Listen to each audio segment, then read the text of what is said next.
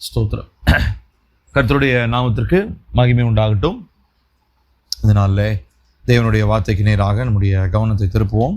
தொடர்ச்சியாக நம்முடைய வீடுகள் தோறும் கர்த்தர் இந்த நாட்களில் செய்ய ஆரம்பித்திருக்கிறதான ஒரு மகத்துவமான காரியம், முழுமையான சீரமைப்பு. இதை குறித்து நாம் தியானித்து வருகிறோம்.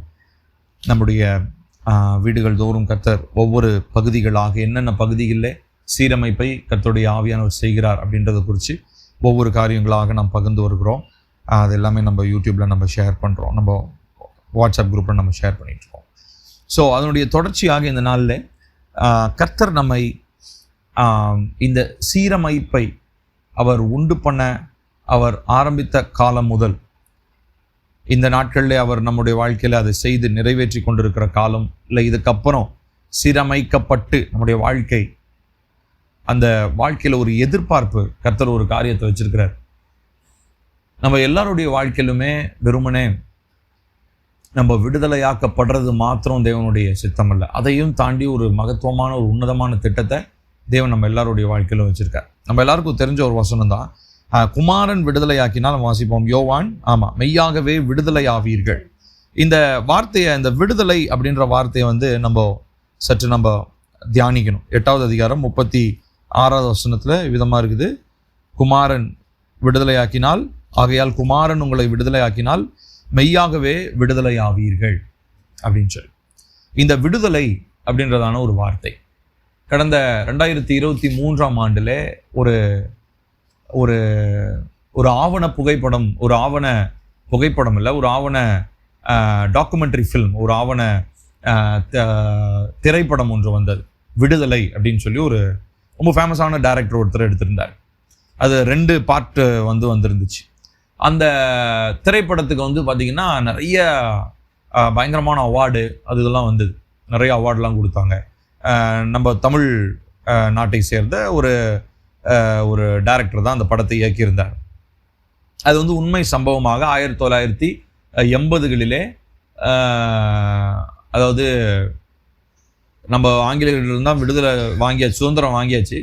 ஆனாலும் இந்த திராவிடர்கள், ஆதி திராவிடர்கள்னு சொல்கிறாங்க இல்லைங்களா, அதாவது இந்த மலைவாழ் மக்கள், அவங்கள எப்படி ஒரு குறிப்பிட்ட அதிகார வர்க்கத்தில் இருக்கிறதான அந்த போலீஸு, இந்த மாதிரி கவர்மெண்ட் அதிகாரிகள்லாம் எப்படி அவங்கள ரொம்ப சிறுமைப்படுத்தி, அவங்கள ரொம்ப ஈழப்படுத்தி, அவங்களுடைய பெண்களை ரொம்ப கனவீனப்படுத்தி, அந்த மாதிரி ரொம்ப மோசமான காரியங்கள்லாம் செய்ததை ஒரு ஆவண திரைப்படமாக அதை உருவாக்கியிருந்தாங்க.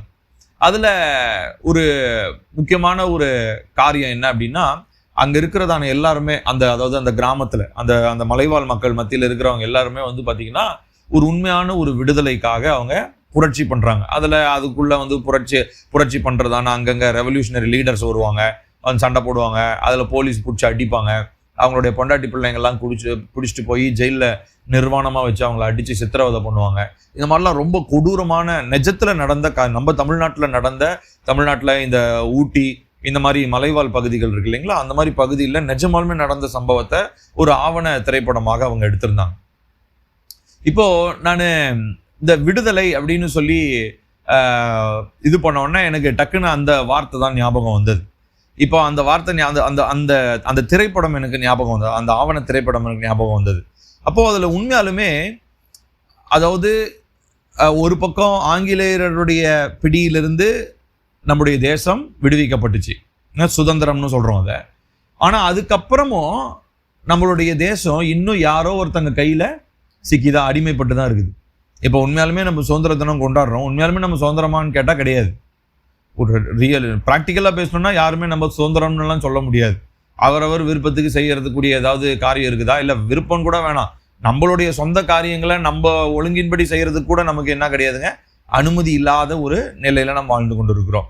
ஸோ அந்த ஆவண திரைப்படத்தில் பார்த்தீங்கன்னா எப்படி இருக்கும் அப்படின்னா, மக்கள் விடுதலைக்காக போராடுறாங்க. அவங்க எந்த எல்லைக்கு வேணால் போவாங்க. தங்களுடைய மானத்தை கூட பொருட்படுத்தாமல் அவங்க என்ன பண்ணுவாங்க, எந்த எல்லைக்கும் கொலை செய்வதற்கும் துணிவார்கள், மானத்தை இழப்பதற்கும் துணிவார்கள். காரணம் என்ன, அவங்களுக்கு தேவை விடுதலை. அவங்களுடைய வாழ்க்கையில் ஏதோ ஒரு காரியத்தில் அவங்க இன்னும் குறைவுபட்டவங்களா கட்டப்பட்டவங்களா இருக்கிறத அவங்க உணர்றாங்க. அதனால அந்த பகுதியில அவங்களுக்கு விடுதலை தேவை. இதை தான் ஒரு சுருக்கமாக அந்த ஆவண திரைப்படத்துல அவங்க எடுத்திருப்பாங்க. சரி, இப்போ இதை நான் யோசிச்சு பார்த்தேன். இப்போ உண்மையாலுமே இந்த விடுதலை அப்படின்ற வார்த்தை இப்போ அதாவது ஏதோ ஒரு கட்டப்பட்ட நிலையிலிருந்து ஒரு மனுஷன் என்ன பண்றான், ஏதோ ஒரு ஏக்கத்தோடு இருக்கிறவனை தான் என்னன்னு சொல்றோம், விடுதலை போராளி.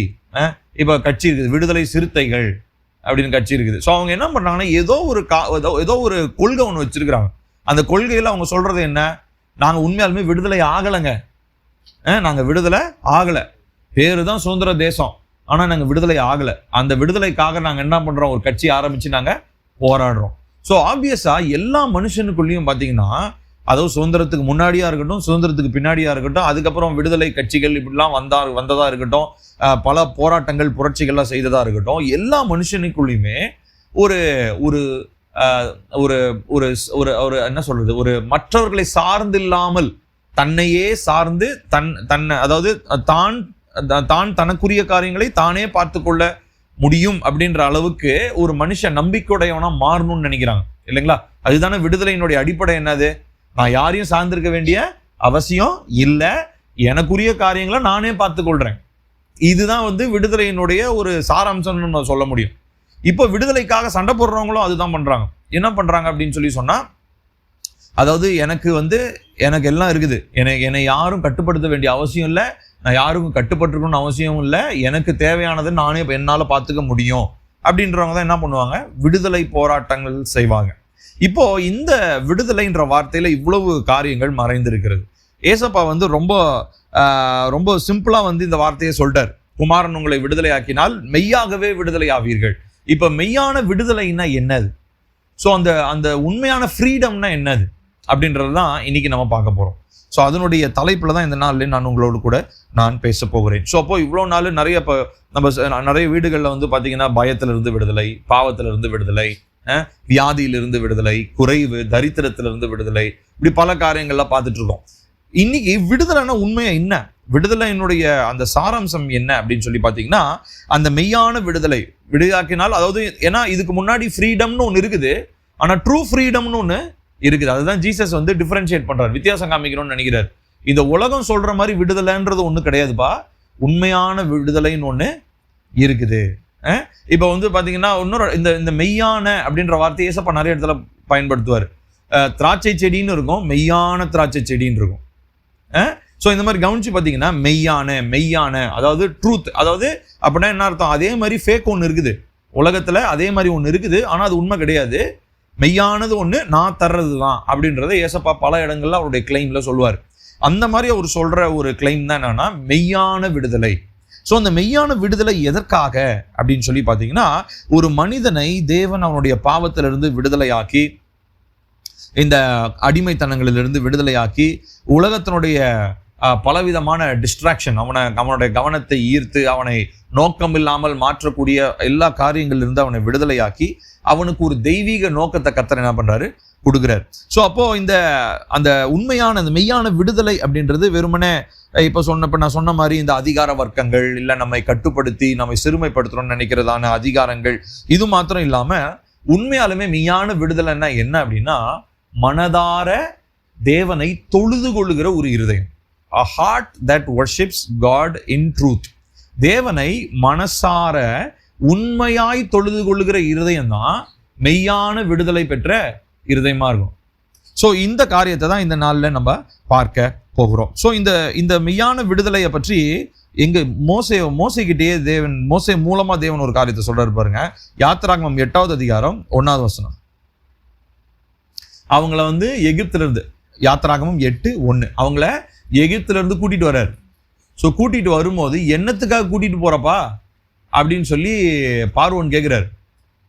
எதுக்கு என்கிட்ட அடிமையா இருக்கிறான், எதுக்கு அவனை விடுதலை பண்ணி கூட்டு போனோம்னு நினைக்கிற அப்படின்னு உடனே கர்த்தர் மோசேயை நோக்கி பாருங்க என்ன சொல்றாரு, நீ பார்வோனிடத்தில் போய் எனக்கு ஆராதனை செய்ய என் ஜனங்களை அனுப்பிவிடு. ஸோ இதுதான் அப்போ அந்த உண்மையான டெலிவரன்ஸ், அந்த உண்மையான கட்டுகளிலிருந்து, பாரங்களிலிருந்து, நுகங்களிலிருந்து, வியாதியிலிருந்து, இது எல்லாத்திலிருந்து விடுதலைன்னு நம்ம பேசுறோமே. இப்ப இந்த விடுதலை எதற்காகனா, தேவனை ஆராதனை செய்யக்கூடிய ஒரு இருதயம். அது மனசார செய்யணும். எனக்கு கர்த்தர் ஏதோ செய்ய போறாருன்றதுக்காக இல்லை, என்ன அவர் விடுதலையாக்கிட்டார் அப்படின்ற ஒரு இருதயத்திலிருந்து வருகிறதான ஒரு ஆராதனை.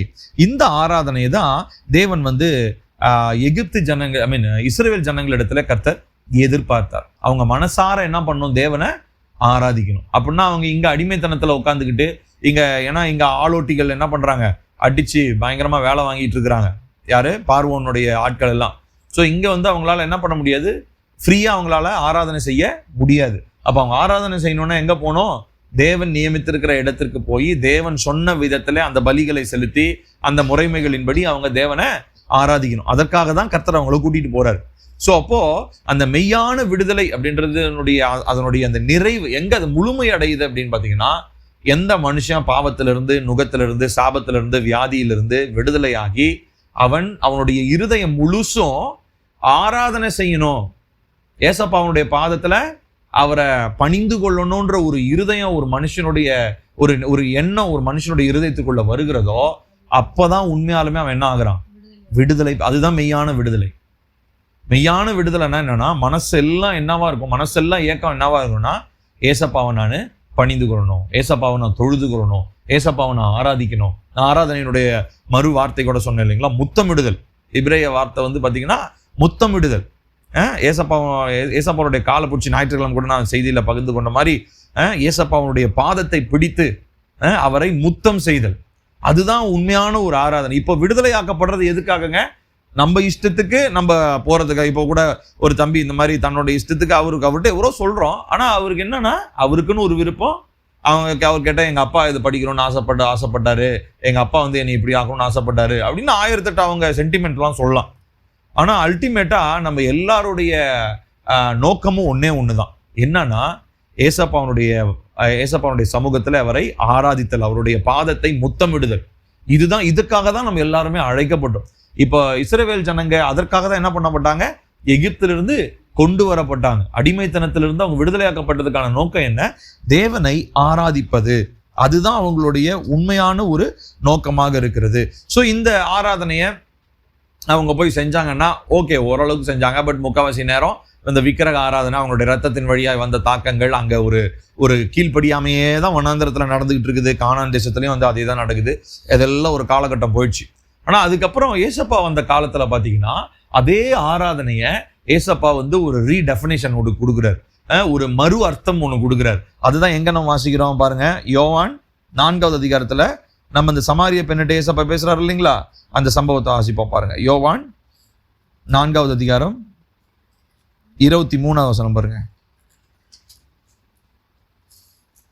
யோவான் 4:23. உண்மையாய் தொழுது கொள்ளுகிறவர்கள் பிதாவை ஆவியோடும் உண்மையோடும் தொழுது கொள்ளும் காலம் வரும், அது இப்பொழுதே வந்திருக்கிறது. தம்மை தொழுது கொள்ளுவர்கள் இப்படிப்பட்டவர்களாய் இருக்கும்படி பிதாவானவர் விரும்புகிறார். பாருங்க, இது அதே ஆராதனை தான். எந்த ஆராதனை அதாவது எந்த அடிமைத்தனத்திலிருந்து விக்கிரக ஆராதனை, அந்த தேவையில்லாத சங்கிலிகளிலிருந்து எகிப்திலிருந்து மீட்கப்பட்டு தேவனை ஆராதிக்கணும்னு நினைச்சாங்களோ, அதே ஆராதனையை தான் இங்க அவரு புதிய ஒரு அர்த்தத்தை, புதிய பரிமாணம், அர்த்தம்னு சொல்ல முடியாது, புதிய ஒரு டைமென்ஷன்ல மக்களை பார்க்கறதுக்கு உதவி செய்யறாரு. ஏன்னா அந்த அம்மா என்ன கேட்குறாங்க? நாங்க ஆராதிக்கணும்னா, பலி செலுத்தணும்னா ஏங்க எருசலேமுக்கு தான் வரணுமா? தேவாலயத்துக்கு தான் வரணுமா? அங்கதான் உங்க சாமியை கும்பிட முடியுமா? உண்மையான கடவுள் வானத்தையும் பூமியும் உண்டாக்கினவர்னு சொல்றீங்க. ஆனா இப்ப நான் அவரை தேடணும்னா இங்க இருந்து நான் எருசலேம் வர்றது ரொம்ப கஷ்டம். இரண்டாவது அந்த சமாரிய பெண்ணை என்ன பண்ண மாட்டாங்க, எருசலேம் கூட விட மாட்டாங்க. சமாரியாவும் எருசலேமும் பாத்தீங்கன்னா எதிரிகள் நாடு மாதிரி. அவங்க சம்பந்தம் கலக்க மாட்டாங்க. தீண்டாமை பழகிட்டு இருக்கிற மக்கள் அவங்க. ஸோ நாங்க எப்படிங்க அந்த கோயிலுக்குள்ள வர்றது அப்படின்ற மாதிரி தான் அந்த அம்மாவுடைய கேள்வி. அப்போதான் ஏசப்பா அதுக்கு பதில் சொல்றாரு, அப்படி இல்லம்மா, நீ எங்கேயும் தேவனை தொழுது கொள்ளலாம். அதுக்கு ரொம்ப எளிமையான ஒரு காரியம், ஆவியோடும் உண்மையோடும் நீ தேவனை தொழுது கொள்ளுகிற ஒரு காலம் இருக்குது. அந்த காலம் இப்பவே வந்துருச்சு அப்படின்னு சொல்றாரு. ஸோ அப்போ இந்த தேவனை தொழுது கொள்ளுகிற ஒரு இருதயம், இதற்காக தான் ஒவ்வொரு ஆத்துமாவும் அடிமைத்தனத்திலிருந்து, பலவிதமான கட்டுகளிலிருந்து, பாவங்களிலிருந்து, சாபங்களிலிருந்து நாம் விடுதலை, அந்த மெய்யான ஏசப்பா 8:36 யோவான் 8:36 சொன்ன அந்த மெய்யான விடுதலைன்றது எதற்காக அப்படின்னா, அல்டிமேட்டா எல்லா மனுஷனும் தேவனை தொழுது கொள்ளுகிற, ஆராதிக்கிற ஒரு மனுஷனா மனுஷியா எல்லாருடைய ஆத்துமாவும் மாற்றப்பட வேண்டும். அப்போ ஒரு மனுஷன் முழு மனசா எந்த ஒரு எதிர்பார்ப்பும் இல்லாம, அதுதான் நான் சொல்ல வரேன், எந்த ஒரு எதிர்பார்ப்பும் இல்லாம எனக்கு அதை செய்யணும், எனக்கு இதை செய்யணும் அப்படின்ற எந்த எதிர்பார்ப்பும் இல்லாம ஒரு மனுஷன் எப்போ ஏசப்பாவை ஆராதிக்கிறானோ, அவரை நேசிக்கிறானோ, அவருடைய பாதத்தை முத்தம் செய்கிறானோ, அன்னைக்குதான் அவன் என்ன பண்றாங்க, உண்மையான விடுதலையை அவன் பெற்றுக்கொள்ளுகிறான். ஏசப்பா இந்த இந்த இந்த விடுதலையை அவர் என்ன பண்றாரு அப்படின்னு சொன்னா, தன்னுடைய மீட்பின் அதாவது தன்னுடைய மீட்பின் திட்டத்தின் மூலமாய் அதை என்ன பண்றாருங்க, நம்மளுடைய வாழ்க்கையில அவர் அதை நிறைவேற்றி தருகிறத நம்ம பார்க்கிறோம். பாருங்க, 1 கொரிந்தியர் 6வது அதிகாரம் 1 கொரிந்தியர் 6வது அதிகாரம் 20வது வசனம். எல்லாருக்கும் தெரிஞ்ச வசனம் தான். 1 கொரிந்தியர் 6:20 கடைசி வசனம். கிரயத்துக்கு கொல்லப்பட்டீர்களே, ஆகையால் தேவனுக்கு உடையவைகள் ஆகிய உங்கள் சரீரத்தினாலும் உங்கள் ஆவியினாலும் தேவனை மகிமைப்படுத்துங்கள். ஸோ கிரயம் அப்படின்னா ஏசப்பாவுடைய ரத்தம், அந்த ரத்தத்தினால நம்ம வாங்கப்பட்டிருக்கிறோமா. ஆகையால் தேவனுக்கு உடையவைகள் ஆகிய உங்கள் சரீரத்தினாலும் உங்கள் ஆவியினாலும். ஸோ சரீரமும் ஆவியும் இணைந்தது தான் ஆத்துமா, இல்லைங்களா? சரீரமும் ஆவியும் இணைஞ்சிருச்சுன்னா என்ன வரும், அதுல ஆத்துமா இருக்குது. அந்த ஆத்துமா, உங்க சரீரம் ஆவி எல்லாவற்றினாலும் நீங்க என்ன பண்ணுங்க, தேவனை மகிமைப்படுத்துங்கள், டு குளோரிஃபை. அப்போ தேவனுடைய மீட்பின் திட்டமும் அதுக்குதான். அங்க எகிப்தியரை இஸ்ரவேலர்களை எகிப்தியர்ல இருந்து மீட்பதும் ஆராதிக்கதான். ஏசப்பா இந்த பூமிக்கு ரத்தம் சிந்தி நம்மள நியாயப்பிரமாணத்தின் சாபத்துல இருந்தும் தீமையான காரியங்கள் இருந்தும் பாவத்துல இருந்தும் நம்மளை விடுதலையாக்கினது எதற்காக தான், ஆராதிப்பதற்காக தான். இனிமே இந்த காலம் முடிஞ்சு, நமக்கு இந்த பூமியின் காலங்கள் முடிஞ்சு நம்ம நித்திய வாழ்க்கைக்குள்ள போறது எதுக்காக தான், தேவனை ஆராதிக்கிறதுக்காக தான். ஸோ அப்போ மனிதன் உருவாக்கப்பட்ட காலத்துல இருந்து, அதாவது ஒரு ஹியூமன் பீயிங், மனுஷன் அப்படின்னு ஒருத்தன் பிறந்தானாலே அவனுடைய நோக்கம் என்னங்க, தேவனை ஆராதிப்பது. அது எப்படி ஆராதிக்கிறான், அந்த உண்மையான ஆராதனை என்ன, அந்த தேவன் அந்த ஆராதனையில பிரியப்படுகிறாரா அப்படின்றதுதான் கேள்வி. இன்னைக்கு மனுஷனா இருக்கிறவங்க ஏதோ ஒரு காரியத்தை என்ன பண்ணிட்டு இருக்கிறாங்க, மனுஷங்க தொழுது கொண்டுதான் இருக்கிறாங்க. இப்போ உண்மையான கடவுளை தொழுது கொள்றவங்க, ஆண்டவராகிய இயேசு கிறிஸ்துவை தொழுது கொள்ளுகிறவர்கள், உண்மையான கடவுளை ஆராதிக்கிறவர்கள். மற்றபடி மற்ற விக்கிரகங்களை தொழுகிறவங்க இருக்கிறான். இப்போ இஸ்லாமியர்கள் பார்த்தீங்கன்னா அவங்க அல்லாஹ்வை தொழுகைன்னே சொல்லுவாங்க, அந்த வார்த்தையே சொல்லுவாங்க இல்லைங்களா. நாங்க இதுக்கு போயிட்டு தொழுகைக்கு போறோம் அப்படின்வாங்க, மசூதிக்கு தொழுகைக்கு போறோம். ஸோ அந்த தொழுகை அப்படின்ற வார்த்தை எல்லாத்துலயுமே, இன்ஃபேக்ட் கடவுளே இல்லைன்னு சொல்றவங்க கூட என்ன பண்றான்னா, கடவுளே இல்லைன்ற ஒரு கொள்கையை அவன் தொழுது கொண்டு இருக்கிறான். அப்போ தொழுகை அப்படின்னா என்ன அர்த்தம்னா, எனக்கு என்னுடைய மனசு, என்னுடைய எண்ணம், யோசனை எல்லாம் இதுதான்ப்பா அப்படின்னு சொல்றோம் இல்லைங்களா, அதுதான் தொழுகை. மனசு, எண்ணம், ஏக்கம் எல்லாம் இதுதான்ப்பா அப்படின்றதுதான் தொழுகை. அப்ப நிறைய நேரங்கள்ல நம்மளும் பாத்தீங்கன்னா மற்ற மக்கள் மாதிரிதான், ஏசப்பாவை எந்த நேரத்துல தேடுறோமோ, ஜெபிக்கிற நேரம் மாத்திரம்தான் என்ன யோசனை எல்லாம் ஏசப்பாவா இருக்குது, மற்ற நேரங்கள்லாம் நம்மளுடைய காரியங்களை நம்ம செய்து கொண்டிருக்கிறோம். அப்போ அந்த தொழுகை அப்படின்றது வெறுமனே தேவனை ஆராதிக்கிற, அதாவது ஜெபிக்கிற, பாடல் பாடுகிற, இல்லை இந்த மாதிரி நம்ம கூடி ஜெபிக்கிற நேரம், இல்லை ஞாயிற்றுக்கிழமை ஆராதனையில ஜெபிக்கிற நேரம், அது மாத்திரம் தொழுகை நேரம் கிடையாது.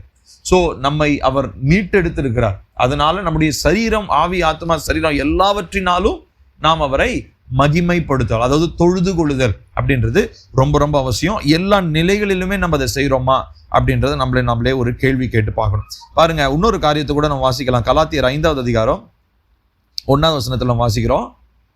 அங்க கலாத்தியர் 5:1, ஆனபடினாலே நீங்கள் மறுபடியும் அடிமைத்தனத்தின் நுகத்துக்கு உட்படாமல் கிறிஸ்து நமக்கு உண்டாக்கின சுயாதீன நிலைமையிலேயே நிலை கொண்டிருங்கள். இங்க அப்போஸ்தலனாகிய பவுல் அதுதான் சொல்றாரு, நீங்கள் மறுபடியும் அடிமைத்தனத்தின் நுகத்துக்கு உட்படாமல். ஏன்னா உங்களை விடுதலை ஆக்கிட்டார், மெய்யான விடுதலையை ஆராதிக்கிறதுக்காக தான் உங்களை விடுதலை பண்ணாருங்க. அதனால நீங்க என்ன பண்ணுங்க, கிறிஸ்து நமக்கு உண்டாக்கின சுயாதீன நிலைமை. சுயாதீனம்னா அதாவது உங்களை எதுவுமே சார்ந்து இல்லாம நீங்க ஃப்ரீ வில், மனசார தேவனை ஆராதிக்கிற ஒரு நிலைமை தான் சுயாதீனம்னு சொல்றோம். சுயாதீன நிலைமையிலேயே நிலை கொண்டிருங்கள். அப்ப சுயாதீன நிலைமைனா அதுக்கு ஆப்போசிட் ஒண்ணு இருக்குது. அப்படின்னா என்ன அர்த்தம், கட்டப்பட்ட ஒரு நிலைமை. ஏதாவது ஒரு காரியத்துக்கு, ஏதாவது ஒரு மனநிலைக்கு, ஏதாவது ஒரு கோட்பாடு, இல்லை ஏதாவது ஒரு பழக்க வழக்கத்திற்கு கட்டப்பட்டவங்களா நம்ம இருப்போம். அப்படிப்பட்டவங்கள இருக்கிறவங்கள நம்மளதான் கர்த்தர் என்ன பண்ணியிருக்கிறாருங்க, மீட்டு ரட்சித்திருக்கிறார். அதுதான் அடிமைத்தனத்துல இருந்து மீட்டாராம். அதனால இப்போ எதுல இருந்து மீட்டாரோ திரும்ப அதுக்கு போயிடாதீங்க, திரும்ப அந்த அந்த அந்த உங்க பொசிஷனை ஹோல்டு பண்ணிக்கோங்க. உங்க பொசிஷன்ல இருங்க, சுயாதீன நிலைமையிலே இருங்க. அந்த நிலைமையில இருந்தா மாத்திரம்தான் நம்மளுடைய வர்ஷிப் எப்படி, நம்மளுடைய ஆராதனை எப்படி இருக்குங்க, மனசார செய்யற ஆராதனையா இருக்கும். இப்போ நிறைய நேரங்கள்ல நம்ம அடிமைத்தனத்தின் நுகத்திலிருந்து நம்ம செய்யற ஆராதனை ஒரு நாளும் தேவனுக்கு பிரியம் இல்லை, அதை தேவன் அங்கீகரிக்கவும் மாட்டார். ஆனா எப்போ நம்ம சுயாதீன நிலைமையிலிருந்து, சுயாதீன நிலைமைனா என்ன அர்த்தம், எனக்கு எல்லாம் இருந்தும் என் இஷ்டத்துக்கு என்னால எல்லாம் செய்ய முடிஞ்சாலும் நான் ஒரு தீர்மானம் பண்றேன். என்ன தீர்மானம் பண்றேன், ஏசப்பாவனுடைய பாதத்தை நான் முத்தம் பண்ணுவேன், அவரை ஆராதிப்பேன், அவரை தொழுது கொள்ளுவேன், அவருடைய வார்த்தைக்கு நான் கீழ்ப்படிவேன். எனக்கு பல இது இருக்குது, ஆப்ஷன்ஸ் இருக்குது. அந்த ஆப்ஷன்லாம் நான் செய்ய மாட்டேன். ஏன்னா சுயாதீன நிலைமையில நான் மீட்கப்பட்டுட்டேன். நான் ஒரு கட்டுல இருந்தேன்ப்பா, அந்த கட்டுல இருந்து கர்த்தர் என்னை ரட்சித்துட்டாரு. இப்ப ரட்சிக்கப்பட்டதுக்கு அப்புறம் எனக்கு ஒரு சாய்ஸ் கொடுக்குறாரு. இப்ப இந்த சாய்ஸை நான் சரியா பயன்படுத்தணும்னு நினைக்கிறேன். அந்த சரியான விதம் என்னவாதான் இருக்க முடியும், வசனம் என்னவா எனக்கு கற்றுத்தருது, நான் அதுல நிலை கொண்டிருந்து அவருடைய வார்த்தைக்கு கீழ்ப்படிந்து அவரை ஆராதிக்கிறது, அவரை மகிமைப்படுத்துறது, அதுல நிலை கொண்டிருக்க வேண்டும் அப்படின்னு சொல்லி அப்போஸ்தலனாகிய பவுல் நமக்கு இங்கு கற்றுக் கொடுக்கிறார். ஸோ அப்போ இந்த விடுதலையை, இந்த மெய்யான விடுதலையை, ஸோ முதலாவது பார்த்தோம் மெய்யான விடுதலைன்னு என்னன்னு பார்த்தோம். அடுத்து அந்த மெய்யான விடுதலைன்றது எதற்காக, ஆராதனைக்காகன்னு சொல்லி பார்த்தோம். அடுத்துதான் அந்த மெய்யான விடுதலையை ஏசப்பா தன்னுடைய சரீரத்தினாலும் தன்னுடைய சரீரத்தை அடிக்கப்படுவதற்கு சிலுவையிலே அந்த பலியினாலே நமக்கு அதை நமக்கு பெற்றுக் கொடுத்தார் அப்படின்றத நம்ம பார்க்கிறோம். ஸோ இப்போ இதையே ஒரு ஒரு ஒரு லைஃப் ஸ்டைல், ஒரு வாழ்க்கை முறையாக நம்ம மாற்றிக்கொள்ள வேண்டும். அதுதான் அப்போஸ்தலனாகிய பவுல் வந்து என்ன பண்ற, என்ன எங்க சொல்றாருன்னா, ரோமர் 12வது அதிகாரத்துல நம்ம எல்லாருக்கும் தெரிஞ்ச வசனம் தான், 12வது அதிகாரம் 2வது வசனம், 1வது வசனம், சாரி. சகோதரரே, நீங்கள் உங்கள் சரீரங்களை பரிசுத்தமும் தேவனுக்கு பிரியமுமான ஜீவ பலியாக ஒப்பு கொடுக்க வேண்டும் என்று தேவனுடைய இரக்கங்களை முன்னிட்டு உங்களை வேண்டிக் கொள்ளுகிறேன். இதுவே நீங்கள் செய்யத்தக்க புத்தியுள்ள ஆராதனை. ஸோ இது இந்த கிரேக்க வார்த்தையில எப்படி இருக்கு அப்படின்னா, அந்த வார்த்தையை வந்து அவங்க ஆக்சுவலி டிரான்ஸ்லேட் பண்ணும்போது அவங்க விட்டுட்டாங்க. இதுல வந்து எப்படி இருக்குன்னா, உங்கள் சரீரங்களை தினமும், எவ்ரிடே, தினமும் பரிசுத்தமும் தேவனுக்கு பிரியமான ஜீவ பலியாக ஒப்பு கொடுக்கணும். ஒரு நாள் 2 நாள் இல்ல, ரட்சிக்கப்படுற நாள் மாத்திரம் இல்ல, தினமும் சரீரத்தை தேவனுக்கு ஜீவ பலியாக ஒப்பு கொடுக்கணுமா. அதுதான் நம்ம என்னங்களாம், புத்தியுள்ள ஆராதனை. ஸோ அப்போ நம்முடைய அப்போ சரீரத்தை ஒப்பு கொடுக்கறதுன்னு என்ன அர்த்தம், மூளை பகுதியை ஒப்பு கொடுக்கணும். அப்புறம் நம்மளுடைய பேச்சு, நம்முடைய பார்வை, எண்ணங்கள், யோசனைகள் எல்லாமே அவருக்கு பிரியமானதாக இருக்க வேண்டியதாக நம்ம ஒப்பு கொடுக்க வேண்டியது அவசியமாக இருக்கிறது. அப்போ இப்படிப்பட்ட ஒரு ஆராதனை, அதாவது அர்ப்பணமுள்ள ஆராதனை, இதை தான் வந்து நம்ம சாக்ரிஃபிஷியல் வர்ஷிப்னு சொல்றோம். ஸோ தேவனுடைய பலிபீடத்துல நம்முடைய சரீரத்தை அர்ப்பணமா நம்ம கொடுக்காம நம்ம என்ன பண்ண முடியாதுங்க, புத்தியுள்ள ஆராதனை செய்ய முடியாது. இப்போ உதாரணத்துக்கு, இப்போ நான் ஆராதனைக்கு வரேன், ஆனால் வந்து ஆராதனைக்கு நான் வரும்போதே நான் என்ன பண்ணுறேன் அப்படின்னா, நான் ஒரு யோசனை போட்டு வரேன். இப்போ அடுத்த வாரத்தில் ஏதோ ஒரு காரியம் செய்யணும்னு வச்சுக்கோங்களேன். அந்த காரியத்தில் வந்து தேவனுடைய சித்தத்துக்காகலாம் நான் காத்தில்லை. ஏன்னா எனக்கு வந்து பலன் இருக்குது, காசு இருக்குது, எல்லாம் இருக்குது. அதனால நான் என்ன பண்ணுறேன் அப்படின்னா, அந்த ஆராதனைக்கு வரும்போது நான் என்ன பண்ணுறது இல்லை, ஆல்ரெடி முடிவு பண்ணிட்டேன். எனக்கு இப்போ வந்து உதாரணத்துக்கு நான் ஒரு பைக் வாங்கணும்னு வச்சுக்கோங்களேன். பைக் வாங்குறதுக்கு எனக்கு 2 லட்ச ரூபா காசு இருக்குது. ஆனால் நான் தேவ சமூகத்தில் அதுக்கு தேவையா அப்படின்லாம் நான் ஜோம் பண்ணல. என்கிட்ட காசு இருக்குது, எல்லாமே இருக்குது, எல்லா சூழ்நிலையும் சாதகமாக இருக்குது. தேவன்கிட்ட போய் அப்புறம் எது கேட்கணும் நான்? கர்த்தர் எனக்கு தான் கொடுத்துருக்கிறாரு. ஆனால் நான் அதை வச்சு இதுதான் வாங்கணுமா நான் கேட்கல. ஆனால் என் மனசில் எனக்கு என்ன ஆசை, ஏற்கனவே ஒரு பைக் வச்சிருக்கிறேன், ஆனாலும் இன்னொரு பைக் வாங்கணும்னு எனக்கு ஆசை இருக்குன்னு வச்சுப்போமே. இப்போ நான் என்ன பண்ணுறேன், அதெல்லாம் நான் கேட்கல. ஆனால் நான் என்ன பண்ணுறேன், ஞாயிற்றுக்கிழமை ஆராதனை போய், ஏசப்பா உண்மை ஸ்தோத்தரிக்கிறேன், நீர் நல்லவர் வல்லவர்னும் போது அது நிச்சயமாக அவருக்கு பிரியமில்லாத ஸ்தோத்திரங்கள், பிரியமில்லாத ஆராதனை, துதியா மாறும். ஏன்னா அவர் எதை விரும்புகிறாருன்னா, எனக்கு எல்லாமே இருந்தோம், எனக்கு எல்லாம் செய்யக்கூடிய திராணி இருந்தோம், பணம் இருந்தோம், பலன் இருந்தோம், எல்லாம் இருந்தோம், நான் அவர்கிட்ட போய் நான் எப்படி ஒப்பு கொடுக்கணும்னு நினைக்கிறாருன்னா, ஜீவ பலியா. அப்படின்னா என்ன அர்த்தம்னா, எனக்கு எல்லாம் இருக்குது, பணம் இருக்குது, அடுத்த வாரம் கூட என்னால் நினைச்சா நான் கார் வாங்க முடியும். ஆனா என்ன பண்ண நீங்க சொல்லாம நான் என்ன பண்ண போறது இல்லை, செய்ய போறது இல்லை அப்படின்னு சொல்லி என்னுடைய இருதயத்தை அப்படிப்பட்ட அர்ப்பணம் இல்லாம நான் போய் தேவனை ஆராதிச்சேன்னா அந்த ஆராதனையை கர்த்தர் அங்கீகரிக்க மாட்டாருங்களாம். அதுதான் இங்க சொல்ல வர்றார். அப்படின்னா என்ன அர்த்தம், எனக்கு எல்லாம் இருந்தோம், அந்த எல்லாம் இருக்கிற நிலைமையெல்லாம் நான் ஒதுக்கி தள்ளிட்டு அவருடைய சமூகத்தில் அவரை ஆராதிக்கும் பொழுது நான் சொல்ல வேண்டியது என்ன அப்படின்னா, நீங்க என்ன சொல்றீங்களோ அதை நான் செய்யறேன். அதுதான் ஜீவ பலியாக நம்முடைய சரீரத்தை ஒப்பு கொடுத்தல். ஸோ அப்போ நம்மளுடைய எண்ணங்கள் அப்போ நம்ம ஞாயிற்றுக்கிழமை ஆராதனைக்கு வரும்போது நம்முடைய மைண்ட் செட் எப்படி இருக்கணும் பாருங்க, இல்லைங்களா? ஸோ நம்ம ஞாயிற்றுக்கிழமை மைண்ட் செட்டோ, நம்ம ஞாயிற்றுக்கிழமை ஆராதனையா இருக்கட்டும், அது வெறும் ஞாயிற்றுக்கிழமை மாத்திரம் இல்லை, தேவ பிள்ளைங்கள் கூடி வருகிற இடங்கள் எல்லாமே அதுதான். நம்ம வரும்போது நம்மளுடைய அந்த ப்ரீ கன்செப்ஷன் சொல்லுவாங்க, ஏற்கனவே இருக்கக்கூடிய மனநிலை, அது எல்லாத்தையும் தூக்கி ஓரம் கட்டி வச்சுட்டு அதுக்கப்புறம் தான் நம்ம என்ன பண்றோம், நம்ம தேவ சமூகத்துக்கு வரணும். அப்படி நம்ம செய்யற ஆராதனை, செலுத்துகிற ஸ்தோத்திரங்கள், ஏசப்பா நீர் நல்லவர் வல்லவர், உம்மை புகழுகிறேன் உம்மை போற்றுகிறேன்னு சொல்றது ஒவ்வொன்றும் அவருடைய காதுகளுக்கு இனிமையானதாக, அவருடைய பாதத்தை முத்தம் செய்கிறதாக, அவரை நேசிக்கிற ஒரு ஆராதனை தருணமாக அது மாறும். இப்போ இந்த ஏசாயா பாருங்க, ஒரு வசனத்துல விதமா சொல்றாரு, தன்னுடைய வாழ்க்கையில அவர் நிறைய காரியங்களை தேவனுடைய சமூகத்தில இருந்து அவர் பார்க்கிறாரு. ஆனா அவர் கர்த்தருடைய ஒரு அழைப்பு வந்த உடனே கர்த்தருடைய மகிமையை அவர் பார்க்கிறாரு. பாருங்க, 6வது அதிகாரத்துல நம்ம வாசிக்கிறோம். ஸோ தேவனுடைய மகிமையை அவர் பார்க்கிறார். உயரும் உன்னதமான சிங்காசனத்திலே தேவன் வீற்றிருக்கிறத பார்க்கிறார். நீங்க அந்த அந்த அந்த அந்த காரியத்தை கொஞ்சம் கற்பனை பண்ணீங்கன்னா அது அப்படியே பயங்கர வியந்து போகிற மாதிரி இருக்கும். அவருடைய வஸ்திர தொங்கலால் தேவாலயம் நிறைந்திருக்கிறது. இதெல்லாம் இமேஜினே பண்ண முடியல. அப்படியே அந்த கேருபீன்கள் சேராபீன்கள்லாம் என்ன பண்றாங்களாம், செட்டைகளை அடித்து அவங்க பறக்கிறாங்க. அதுக்கப்புறம் என்ன பண்றாங்க, சேனைகளின் கர்த்தரை பரிசுத்தர் பரிசுத்தர்னு அவங்க சொல்லி துதிக்கிறாங்க. இதெல்லாம் சொல்லிட்டு இருக்கும்போது உடனே 5வது வசனம் பாருங்க. அப்ப அவர் என்ன பண்றாரு அப்படின்னு சொன்னா, இவர் ஒரு பிரேயர் பண்றாரு. ஐயோ அசுத்த உதடுள்ள மனுஷன் நான். பாருங்க, அப்ப தேவ சமூகத்துக்குள்ள வந்த உடனே ஒரு மனுஷனுக்கு வரக்கூடிய ஒரு உணர்வு என்னன்னா, ஐ ஆம் எ சின்னர், நான் ஒரு பாவி. தேவ பிரசன்னத்துல நமக்கு வரக்கூடிய எண்ணம் அதுவா தான் இருக்கணும். ஸோ இந்த நான் ஒரு பாவி அப்படின்னு வர்ற இந்த எண்ணமோ, பிசாசு நம்மள நீ ஒரு பாவின்னு குற்றம் சாட்டுறது ரெண்டுக்கு வித்தியாசம் இருக்குது. பிசாசு குற்றம் சாட்டும் போது பிசாசு என்ன பண்ணுவான், பிசாசு பேர் என்னங்க, குற்றம் சாட்டுகிறவன். இப்ப பிசாசு குற்றம் சாட்டும் போது நம்மள தேவ சமூகத்துல இருந்து நம்மள அது விலக்கிடும். ஆனா அதே தேவ சமூகத்துக்கு வரும்போது நான் பாவின்ற அந்த உணர்வு வருது பார்த்தீங்களா, அது நம்மளை இன்னும் தேவ சமூகத்துக்கு பக்கமா நம்மளை அழைத்து செல்லும். இதுதான் வித்தியாசம்.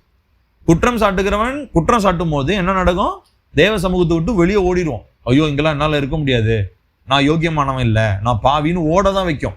பிசாசுடைய குற்றம் சாட்டுதல் அதுதான் நடக்கும். ஆனா பரிசுத்த ஆவியானவர் மூலமா அந்த கன்விக்ஷன் வருது பார்த்தீங்களா, நான் பாவி அப்படின்னும் போது அவர் என்ன பண்ணுவாருன்னா, அவர் நம்மளை இன்னும் பக்கம் இழுப்பார், அவர் பக்கமா இழுப்பார். நான் பாவிதான் ஆனாலும் அப்படின்ன உடனே பாருங்க அடுத்து என்ன சொல்றாரு, அப்பொழுது நான் அதமானேன் அப்படின்னு சொல்றாரு.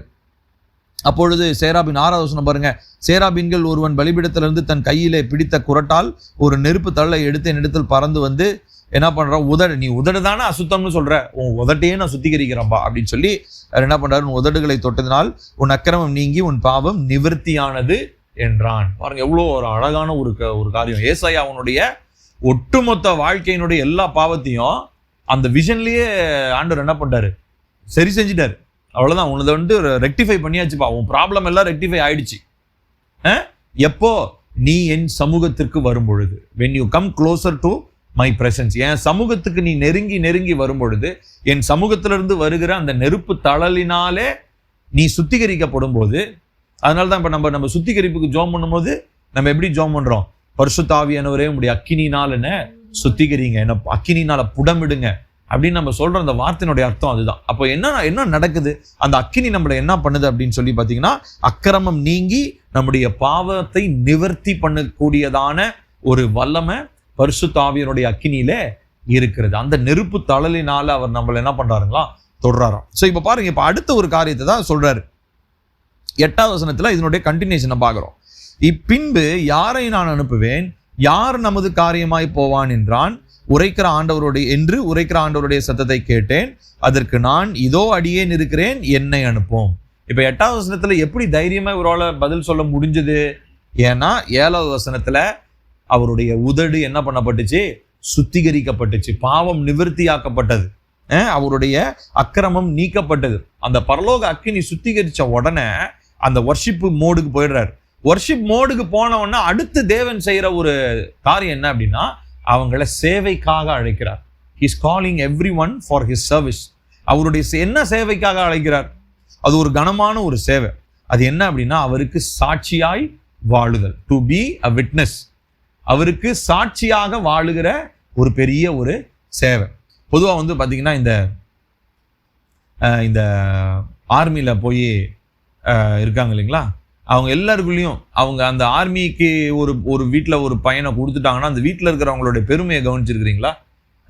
அவங்க வீட்டில் என்னதான் எவ்வளோதான் பெரிய இது இருந்தாலும் அவங்களுடைய பெருமை சுற்றி எதை பற்றி பேசுவாங்க தெரியுங்களா?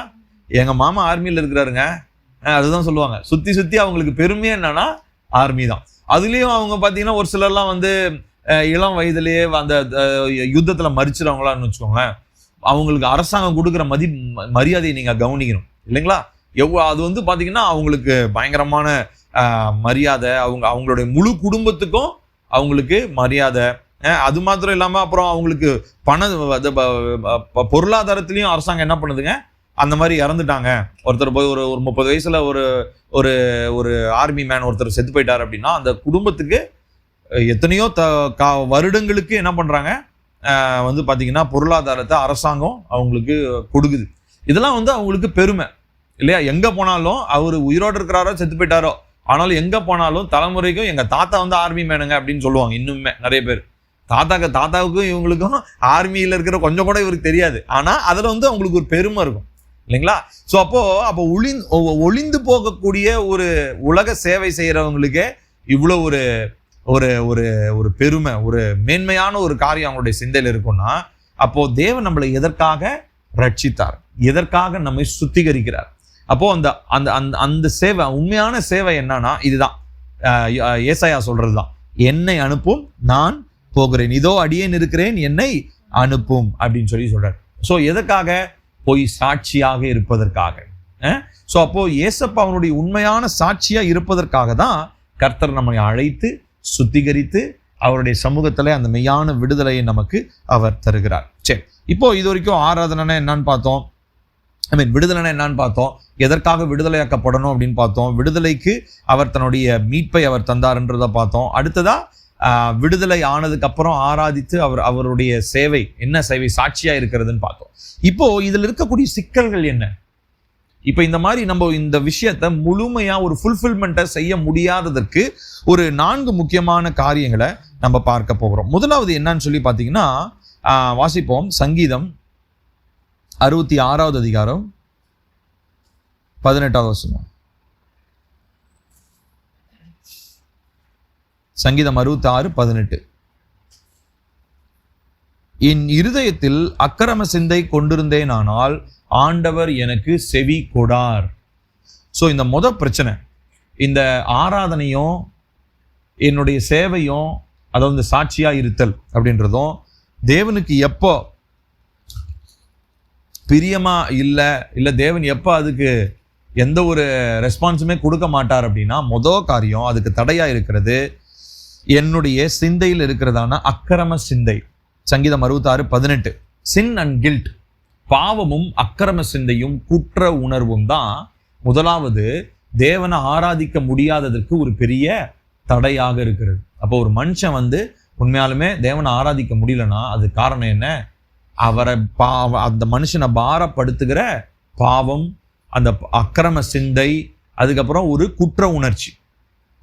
அதனாலதான் நம்ம ஞாயிற்றுக்கிழமை வந்து ஆராதிக்கும் போது ஒரு ஒரு எக்ஸைட்மெண்ட் நம்ம எதிர்பார்க்கிறோம் இல்லைங்களா? ஆராதனை பண்ணும்போது நம்ம எல்லாரும் என்ன பண்றோம், ஏதோ ஒரு இப்போ அந்த வாரத்துல ஏதோ ஒரு பிரச்சனையோ ஒரு குறையோ வந்துருச்சு, அந்த எண்ணத்தோடய நம்ம என்ன பண்ணுவோம், ஞாயிற்றுக்கிழமை வருவோமா? ஸோ அந்த எண்ணத்தோடய வந்த உடனே நம்மளால என்ன பண்ண முடியாது, ஞாயிற்றுக்கிழமை ஆராதனையில உட்காரவே முடியாது, சோர்வா இருக்கும்.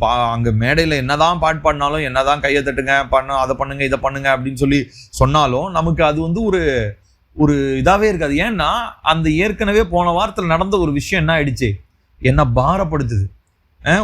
ஒரு சுமையா என் மேல இருந்துச்சு, அந்த சுமையை நான் தூக்கி போடல, அந்த சுமையோடய நான் வந்துட்டேன். சரி, இப்போ வந்தாச்சு, அட்லீஸ்ட் வந்ததுக்கு அப்புறம்னாச்சும் தேவ சமூகத்துல அந்த சுமையை இறக்கி வைக்கலாம்னா அதுக்கும் மனசு இல்லை. தேவன் வந்து அந்த சுமையை வருத்தப்பட்டு பாரம் சுமக்கிறவர்களே நீங்கள் எல்லாரும் என்னிடத்தில் வாருங்கள்னு சொல்றாரு. ஆனா வந்துட்டு நம்ம திரும்ப அதே பாரத்தை, ஏசப்பா பரவாயில்ல, எத்தனை பேரோட பாரத்தை நீங்க சுமப்பீங்க, பரவாயில்ல என் பாரத்தை நானே சுமந்துக்கிறேன்னு சொல்லிட்டு நம்ம பாரத்தை திரும்ப நம்மளே தூக்கிட்டு போயிடுறோம். அப்போ பாவம், இந்த அக்கிரம சிந்தை, பாவத்தின் நிமித்தமாய் வருகிற பாரம், குற்ற உணர்வு, இதுதான் முதலாவது பெரிய எதிரியாக தேவனை ஆராதிக்க முடியாததற்கு தடையாக இருக்கிறது. இரண்டாவது பெரிய எதிரி என்ன அப்படின்னு சொல்லி பார்த்தோம்னா 2 தீமோத்தேயுல நம்ம வாசிக்கிறோம். நம்ம எல்லாருக்கும் தெரிஞ்ச வசனம் தான். 2 தீமோத்தேயு 1:7, தேவன் நமக்கு பயமுள்ள ஆவியை கொடாமல் பலமும் அன்பும் தெளிந்த புத்தியும் உள்ள ஆவியையே கொடுத்திருக்கிறார். ஸோ பயமும் அந்த அந்த ஒரு தெளிவற்ற ஒரு இருதயமும், தெளிவற்ற ஒரு இருதயம், பயம் இருக்கிற நேரத்தில் நம்மளால தேவனை என்ன பண்ண முடியாது? ஆராதிக்க முடியாது. தேவனிடத்துல வர முடியாது. தேவனுக்கு சாட்சியாக இருக்க முடியாது. பயம் இருந்த நம்ம தேவனுக்கு பயப்படுற பயம் ஒன்று தான் இருக்கணும். அதாவது அது கூட பயம்னு சொல்ல முடியாது. அது வந்து ரெவரன்ஸ்ன்னு சொல்லுவோம். ரெவரன்ஸ்னா என்ன அர்த்தம்னா மரியாதை, அவரை கனப்படுத்துதல். பயம்ன்றது என்னன்னா லிட்டரலாக வந்து ஒரு தீமையை பார்த்தோ இல்லை வந்து தேவையில்லாத ஒரு காரியத்தை பார்த்து இது பண்ணுறதா நம்ம பயம்னு சொல்கிறோம் இல்லையா? இந்த இந்த கணம், தேவனுக்கு கொடுக்கிற கணம், ரெஸ்பெக்ட் அப்படின்னு சொல்கிறோம் இல்லைங்களா? அதுதான் உண்மையாலுமே நம்ம புரிந்து கொள்ள வேண்டும். ஸோ இப்போ 2வது பெரிய எதிரியாக இருக்கிறதுனா பயமும், அடுத்தது அந்த தெளிவற்ற அந்த அந்த அந்த தெளிவற்ற ஒரு சிந்தை. அடுத்து 3வது பெரிய எதிரியா இருக்கிறது என்னன்னு சொல்லி பார்த்தோம்னா 1 யோவான் 2வது அதிகாரம்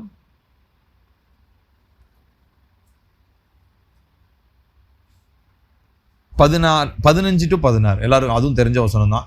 1 யோவான் 2:15-16. உலகத்தில் உள்ளவைகளிலும் அன்பு கூறாதிருங்கள். ஒருவன் உலகத்தில் அன்பு கூர்ந்தால் அவனிடத்தில் பிதாவின் அன்பு இல்லை. ஏனெனில் மாம்சத்தின் நிச்சயம், கண்கள் நிச்சயம், ஜீவனத்தின் பெருமையும் ஆகிய உலகத்தில் உள்ளவைகளை எல்லாம் பிதாவினால் உண்டானவைகள் அல்ல, அவைகள் உலகத்தினால் உண்டானவைகள்.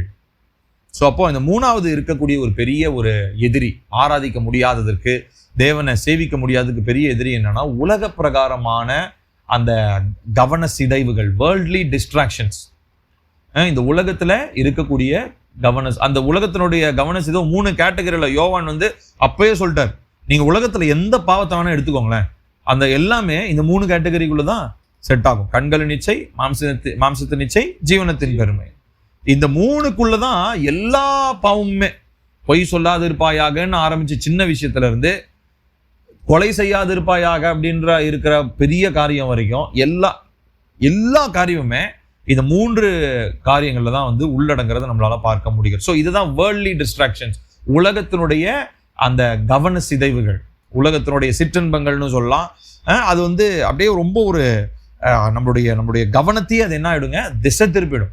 தேவனை ஆராதிக்கவே முடியாது. அப்போ உலக பாரங்கள், உலக காரியங்கள் சிந்தையை நிரப்பி இருக்கும் பொழுது அது தேவனை ஆராதிக்கக்கூடிய இருதயத்தை நம்மிடத்துல இருந்து எடுத்து போட்டுரும். அப்போ மெய்யான விடுதலை நம்மளால என்ன பண்ண முடியாதுங்க, பெற்றுக்கொள்ள முடியாது. 4வதா இருக்கிறது என்ன அப்படின்னா யாத்ராகமம் வாசிப்போம். யாத்ராகமம் 20வது அதிகாரம் 3வது வசனம். இது வந்து 10 கட்டளைகள் தான். அதுல 3வது வசனம் சொல்றாரு, வாசிக்கலாமா? என்னையன்றி உனக்கு வேறே தேவர்கள் உண்டாயிருக்க வேண்டாம். ஸோ இது வெறுமே விக்கிரக ஆராதனை மாத்திரம் இல்லை. தேவன் இருக்க வேண்டிய இடத்துல வேற எதை வச்சாலும் அது என்னன்னு சொல்றோம், நம்ம விக்கிரகம் அப்படின்னு சொல்றோம் இல்லைங்களா? ஸோ அப்போ இந்த இந்த என்ன சொல்றதுங்க, எனக்கு பிடித்தது, எனக்கு தேவை அப்படின்னு சொல்லி என்னுடைய சுயத்திற்கு பிரியமாய் இருக்கக்கூடியதாய் நான் எதெல்லாம் நினைச்சு கொண்டு அதை எனக்குரியதாய் நான் மாற்றிக்கொள்ளணும்னு நினைக்கிறேனோ அது எல்லாமே வந்து விக்கிரகமாக அது மாறுது. ஸோ விக்கிரகம்னா வெறுமனே ஒரு சிலை, ஒரு சுரூபம் மாத்திரம் கிடையாது, அது ஒரு விக்கிரகம் தான். ஆனால் அது இப்போ நம்ம கிறிஸ்தவர்களும் என்ன பண்ணிட்டு இருக்கிறோம், நிறைய நேரம் விக்கிரக ஆராதனை செய்கிறோமா? எப்படி செய்கிறோம்? தேவனுக்கு கொடுக்க வேண்டிய இடத்த வேற எது கொடுத்தாலும் அது பேர் என்னதுங்க, விக்கிரக ஆராதனை.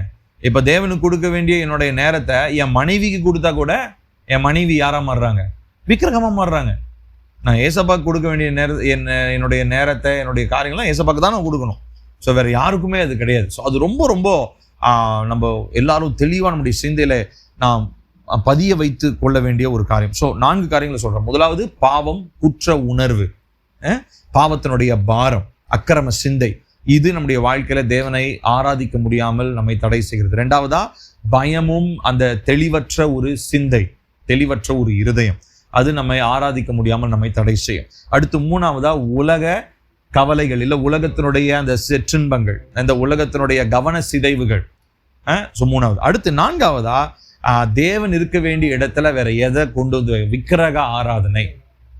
ஸோ இந்த விக்கிரக ஆராதனை நம்மளை உண்மையான ஆராதனை செய்ய நம்மளை விடாது. விக்கிரக ஆராதனை இருந்துச்சுன்னா உண்மையான ஆராதனை செய்ய. ஸோ நிறைய நேரங்களில் நம்ம ஆராதனையில் கூட சொல்லுவோம் இல்லைங்களா, ஆராதனை இருக்கிற நேரத்தில் எண்ணம் வந்து வேற எங்கேயாவது இருக்கும், வேற ஏதாவது யோசிச்சுக்கிட்டு இருப்போம். அப்படின்னா என்ன அர்த்தம்? அது விக்கிரக ஆராதனை தான். ஸோ அப்போ ஆராதனைக்குன்னு வந்தால் எண்ணம், யோசனை, ஏக்கம் எல்லாம் என்னவா இருக்கணும்?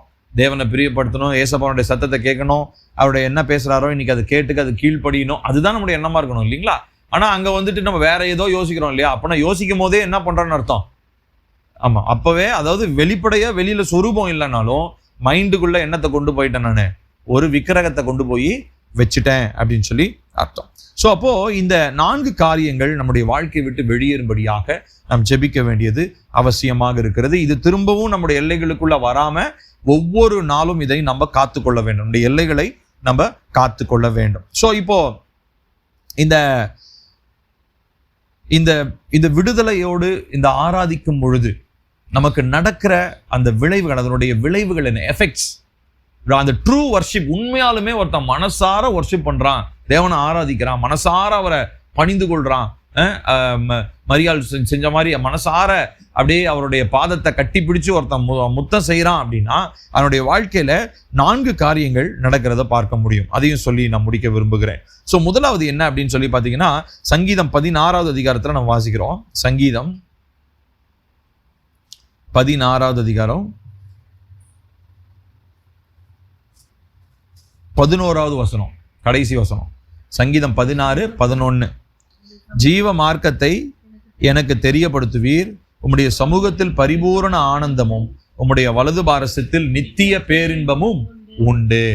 ஸோ இதுதான் தேவனுடைய சமூகத்துல தேவனை ஆராதிக்கும் பொழுது நமக்கு கிடைக்கக்கூடிய ஒரு பெரிய ஒரு ஒரு ஒரு ஒரு வெகுமதி, ஒரு கிஃப்ட் என்ன அப்படின்னா பரிபூரண ஆனந்தம், நித்திய பேரின்பம். இந்த வார்த்தை அழகான வார்த்தை நம்ம சொல்லுவோம் இல்லைங்களா? இப்போ இந்த உலகத்தில் இருக்கிறதெல்லாம் என்னன்னு சொல்றோம்? சிற்றின்பம்னு சொல்றோம். சிற்றின்பம்னா என்ன அர்த்தம்? இன்பம் தான், ஆனால் அது ரொம்ப சின்னது, நிலைச்சிருக்கக்கூடியது இல்லை, அழிந்து போகக்கூடியது. ஆனால் தேவனுடைய சமூகம் வந்து பேரின்பம்னு சொல்றோம். சிற்றின்பம், பேரின்பம்.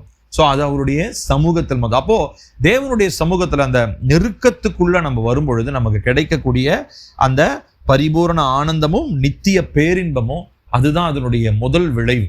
ஸோ அந்த மனசுல நமக்கு கிடைக்கிற ஒரு சமாதான சந்தோஷம் இருக்கு இல்லைங்களா? தேவனை ஆராதிக்கும் பொழுது நமக்கு கிடைக்கிற ஒரு சந்தோஷமும் சமாதானமும் அது வேற எதுவுமே தர முடியாது.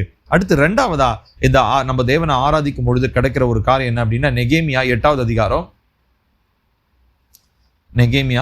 அதிகாரம் 10வது வசனம்.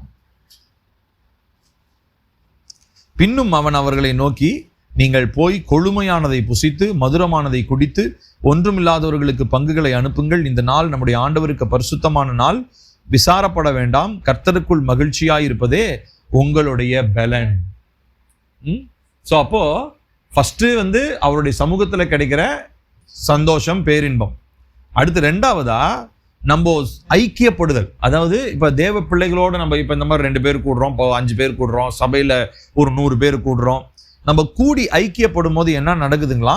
அதுதான் நம்முடைய பலன், கர்த்தருக்குள் மகிழ்ச்சியா இருக்கிறது. அதுதான் முன்னாடி இருக்கிறதுலாம். நல்லா சாப்பிடுங்க, இல்லாதவங்களுக்கு ஷேர் பண்ணுங்க. ஸோ இதெல்லாமே சொல்றாரு. ஒரு கம்யூனிட்டியா, ஒரு கூட்டமா நீங்க கூடி வரும் பொழுது அதுலயும் நீங்க என்ன பண்ண முடியும்? தேவனை ஆராதிக்க முடியும். இந்த மாதிரி காரியங்கள்லாம் செஞ்சு நீங்க என்ன பண்ணுங்க? தேவனுடைய சமூகத்துல மகிழ்ச்சியா இருங்க. ஏன்னா அதுதான் உங்களுக்கு பலன். கர்த்தருக்குள் மகிழ்ச்சியா இருப்பதே நம்முடைய பலன். ஸோ அது சாதாரணமானது கிடையாது, அது பயங்கரமான ஒரு ஸ்ட்ரென்த். அது நம்ம தாவீது கூட பல இடங்கள்ல அதை ஒப்பிடும் போது காண்டாமிருகத்துக்கு ஒத்த பலன்னு அவர் சொல்றாரு. இருக்கல ரொம்ப ஸ்ட்ராங் அனிமல் அப்படின்னா காண்டாமிருகம் தான். ஆக்சுவலி எலிஃபென்ட் கூட கிடையாது. எலிஃபென்ட், யானை வந்து பெருசு, உருவத்துல பெருசு. ஆனா ஸ்ட்ரென்த் அப்படின்னு சொல்லி பாத்தீங்கன்னா, அதாவது அந்த என்ன சொல்றது, அந்த காண்டாமிருகம்ன்றது வந்து பயங்கர, ஈவன் சிங்கம், புலிலாம், அதாவது அதெல்லாம் வேட்டையாடுதல், அந்த வேகம், அதாவது அந்த அதனுடைய அந்த வேட்டையாடுற அந்த மிருகத்தை கொல்றது, அதெல்லாம் வேணா அது பவர்ஃபுல்லா இருக்கலாம். ஆனா ஸ்ட்ரென்த் அப்படின்றது வந்து பாத்தீங்கன்னா யோபுல கூட இருக்குது. காண்டா மிருகத்தை வந்து அந்த ஸ்ட்ரென்த்துக்கு ஒப்பிட்டு பேசுவாங்க. ஸோ அந்த காண்டாமிருகத்துக்கு ஒத்த ஒரு பலன்.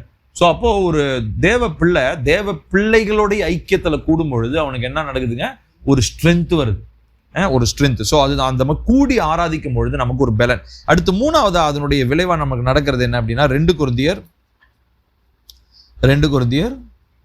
3 அதிகாரம் 18வது வசனம். நாம் எல்லாரும் திறந்த முகமாய் கர்த்தருடைய மகிமையை கண்ணாடியிலே காண்கிறது போல கண்டு ஆவியாய் இருக்கிற கர்த்தரால் அந்த சாயலாக தானே மகிமையின் மேல் மகிமை அடைந்து மறுரூபப்படுகிறோம். ரொம்ப முக்கியம், இதுதான் அடுத்த லெவல். ஸோ அப்போ ஆராதிக்க நம்ம கிறிஸ்துவனுடைய சாயலை அந்த குளோரி டிரான்ஸ்ஃபர்மேஷன் மறுரூபமாக்கப்படுகிறோம். அதுதான் மகிமையின் மேல் மகிமை அடைந்து மறுரூபப்படுகிறோம். ஸோ அப்போ நேற்று நான் இயேசப்பாவை வெளிப்படுத்தினதை விட இன்று அதிகமாய், இந்த வருடத்துல வெளிப்படுத்தினதை விட 2026 வரும்பொழுது இன்னும் அதிகமாக இயேசுவை வெளிப்படுத்துகிற சாயலாக நான் மறுரூபமாக்கப்படுகிறேன். அப்போ அந்த டிரான்ஸ்ஃபர்மேஷன். ஸோ அந்த மாதிரி இந்த உலகத்துல நடந்துச்சா, இந்த உலகத்துல இருக்கிற மனுஷங்க செத்து போனதுக்கு அப்புறம் தான் அது நடந்துச்சானா கிடையாது. மோசே, நமக்கு பழைய ஏற்பாட்டில் மோசே ஒரு சிறந்த ஒரு உதாரணம் இல்லைங்களா? ஸோ அவங்க பார்த்தீங்கன்னா தேவனோடு இருந்து வந்ததுக்கு அப்புறமே அவருடைய முகம் எப்படி இருக்குங்களா, அப்படியே மகிமையின் முகமா இருக்கு. அப்படியே லிட்டரலா யாராலையும் பார்க்க முடியலையாம் அவருடைய முகத்தை. அப்போ அந்த மாதிரி அவர் தேவனுடைய பிரசன்னத்துல இருந்து மறுரூபமாக்கப்படுகிறார். தேவனை ஆராதித்து அவங்களுடைய வாழ்க்கை, அவங்களுடைய சாயல், அவருடைய தோற்றம் எல்லாமே மறுரூபமாக்கப்படுகிறது அப்படின்னு சொல்லி நம்ம பார்க்கிறோம். கடைசியாக ஒரே ஒரு காரியம், இந்த நம்ம தொடர்ச்சியாக தேவனை ஆராதிக்கும் பொழுது நம்ம செய்யற காரியம் என்ன பாருங்க. மத்தேயு 5வது அதிகாரம் 16வது வசனம். இவ்விதமாய் மனுஷர் உங்கள் நற்கிரியைகளை கண்டு பரலோகத்தில் இருக்கிற உங்கள் பிதாவை மகிமைப்படுத்தும்படி உங்கள் வெளிச்சம் அவர்கள் முன்பாக பிரகாசிக்க கடவது.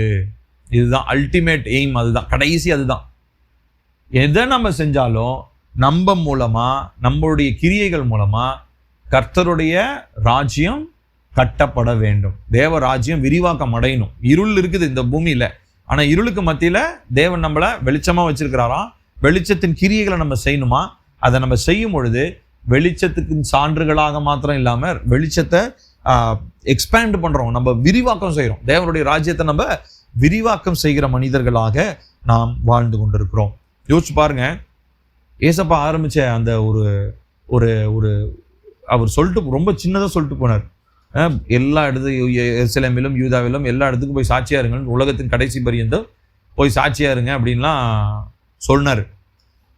அங்க பாருங்க, அந்த 12 பேரு, அந்த 12 பேரு உலகத்தினுடைய பல இடங்களுக்கு போனாங்க. பவுல் பல இடங்களுக்கு போனார். இப்ப நம்ம ஊருக்கு தோமா வந்தார்.